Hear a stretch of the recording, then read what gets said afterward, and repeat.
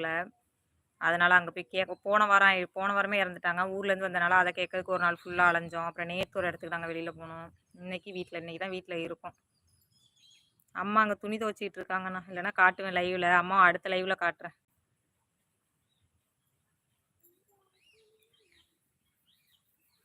அதான் நேற்று வந்து நாங்கள் குளிக்க போயிருந்தோம்ல, அங்கே துணி ஏகப்பட்ட துணி இருந்துச்சு. அதெல்லாம் வந்து துவைக்கிறேன்னு சொல்லி துவைச்சிக்கிட்டு இருக்காங்க. நான் அந்த மழை பெஞ்சிட்டு இருக்கு வேண்டாமான்னு எவ்வளோ சொல்லி பார்த்துட்டேன், கேட்க மாட்டேங்கிறாங்க.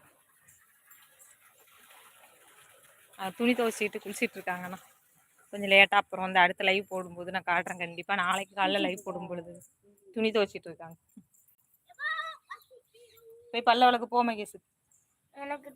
நீ பல்ல வழக்கு நான் தலையை கட்டிடுவேன். இது எப்படி வர நீர் வர ஒன்று சொல்லு. திருப்பி நான் அந்த கொண்ட அங்கிட்டு காட்டு.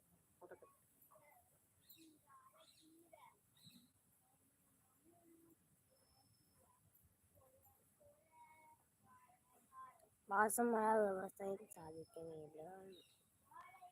ஆடுலாம் வந்திருக்கு.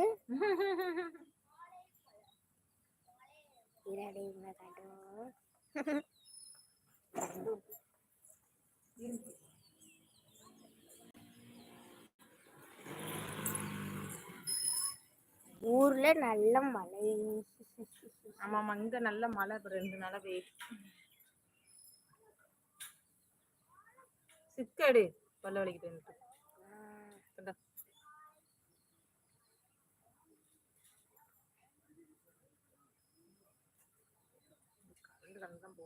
போய் பல்ல வலிக்கிட்டு அவஸ்ட்.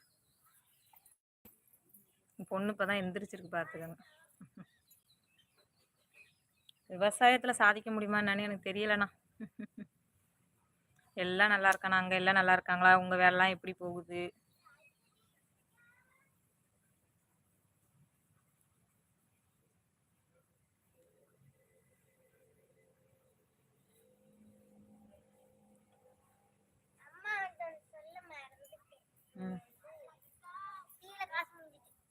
சரி பாட்டு பார்க்கணுமா? ஓகேண்ணா. ஹலோ அமுல்ராஜ்.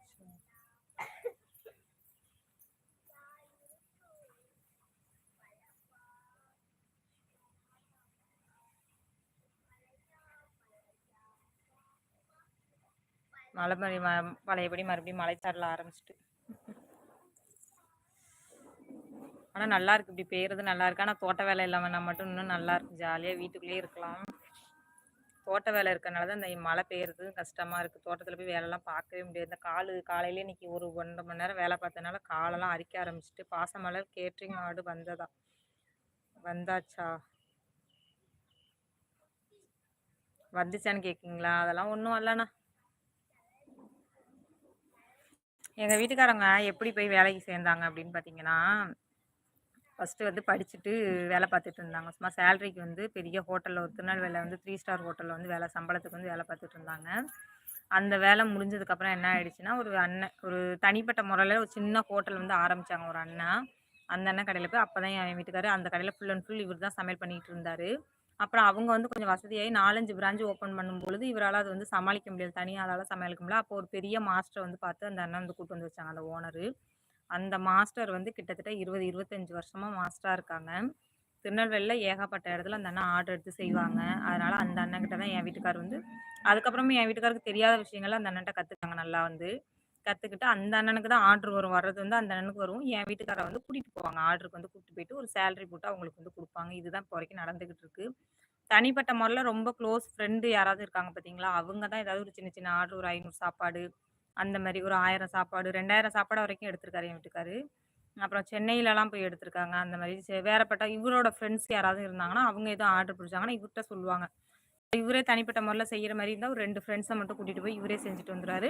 அப்போ இவருக்கு கொஞ்சம் லாபம் இருக்கும். மற்றபடி இது போகிறது வந்து நம்ம எவ்வளோ வேலை பார்த்தாலும் ஒரு நாளைக்கு இவ்வளோ சேலரி தான் அப்படிங்கிற மாதிரி தான் இருக்கும். அந்த மாதிரி தான் போயிட்டுருக்காங்க. இன்னும் விசிட்டிங் கார்டு அடித்து அந்த அண்ணன் விசிட்டிங் கார்டெலாம் அடித்து அவங்க வந்து ஆர்டர் எடுத்துகிட்டு இருக்காங்க. எங்களுக்கு விசிட்டிங் கார்டெலாம் அடித்து அந்தளவுக்கு எடுக்க தெரியாது. ஆனால் சமையல் வந்து ரொம்ப ரொம்ப சூப்பராக பண்ணுவார். வந்து திருநெல்வேலியில் உள்ள அத்தனை சாப்பாடு சைவ சாப்பாடு வந்து அவ்வளோ அருமையாக பண்ணுவார். அசைவ சாப்பாடு தெரியும்னா ரொம்ப பெரிய லெவலில் இன்னும் எடுத்து செய்யலை, கம்மியாக தான் செஞ்சுருக்காரு. போய் பல்லு வளர்க்க போ.